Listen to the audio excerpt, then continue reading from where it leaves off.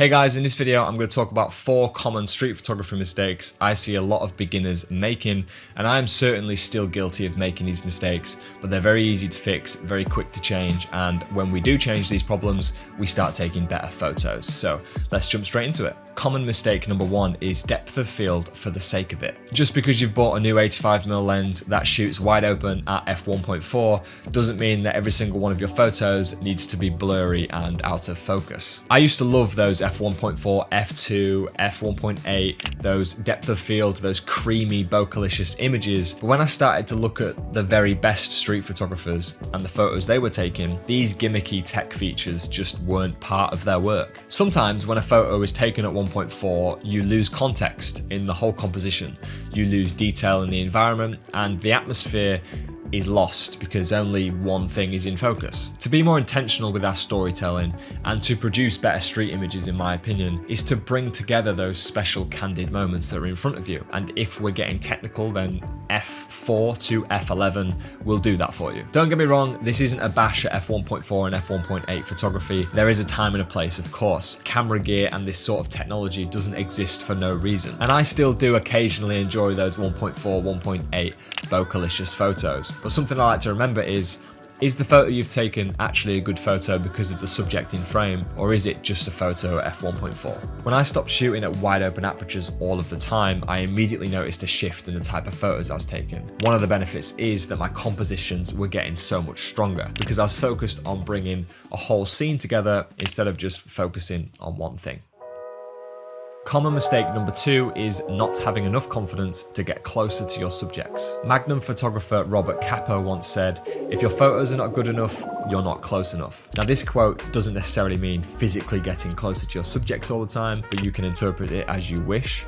But I noticed as soon as I started using a wider focal length like 35mm and I did get closer to my subjects, the photos were a little bit more intense, a little bit more dramatic, and a bit more personal. The compression with a telephoto lens like a 70-200 can sometimes take the soul out of the image. Not all the time, of course, but it kind of looks manipulated and definitely far from what our eyes would see if we were there in real life. But I am mentioning this because I do see beginners using an 85mm lens, for example, and taking the photo from 2 streets away because they don't want to interfere with the subject, and it's an easier way of taking the photo. My suggestion here is using a 24 or a 35mm focal length. Getting closer to the subjects will improve the photos you take. Now there is an assumption with street photography that you might get confronted. If someone sees you taking a photo because you're 10 meters away from them, they might confront you about it. And I want to just say first thing here, I've literally never had a negative experience with street photography. I'm not saying it doesn't happen, but every time someone's caught me taking a photo, it's normally 1 in 500 people that will ever say anything about it. Now something to remember, and it helps with my street photography and helps with confidence when taking photos in the street, is if your intentions are good, you have no worries at all. Most of the time explaining to the people, "Oh, I really like how this looks.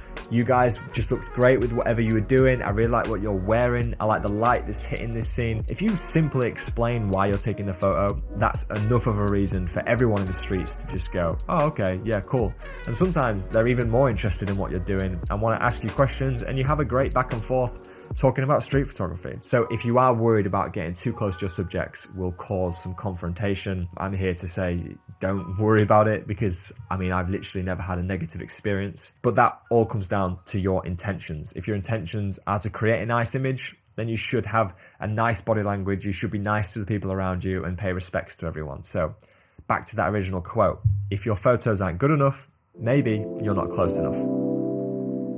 Common mistake number 3 is not having enough patience. Some situations just need slightly different light or some different colours to line up to make the photo great, and for those situations to happen, you do have to be patient. Here's a photo from the seafront in Cleethorpes.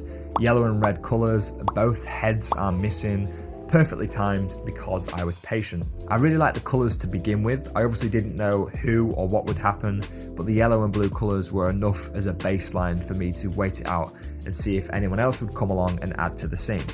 And that did happen. The amount of times I've walked past a location in London, but the light hasn't been right or the colours around me haven't been good enough, and I've just gone back weeks later for the perfect situation to come together, just proves that patience is so important. If you're at a certain spot on a certain day and it's not working out, then don't worry about it. Either wait 20 minutes, wait half an hour, grab a coffee, come back to the scene, or even come back weeks and months later. If you see a situation that you think has potential, patience is normally the key. A little saying I like to remember, and this is way more philosophical than it is practical, but whatever can happen, will happen. If you believe in photo, if you believe in a situation or a composition, just be patient, and I'm sure you're going to make it happen. Common mistake number 4 is shooting portrait for Instagram. This is definitely a modern day issue, with mobile phones favouring tall images to fit on the phones.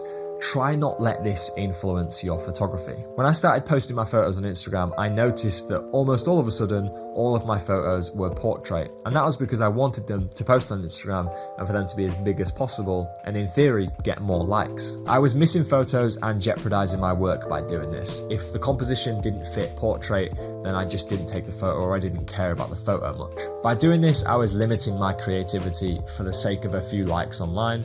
And we all know that however many likes a photo's got doesn't determine how good of a photo it is. And sometimes you don't even know you're doing this, but here's a little reminder to shoot whatever composition will make that scene best, not whatever composition will get the most likes.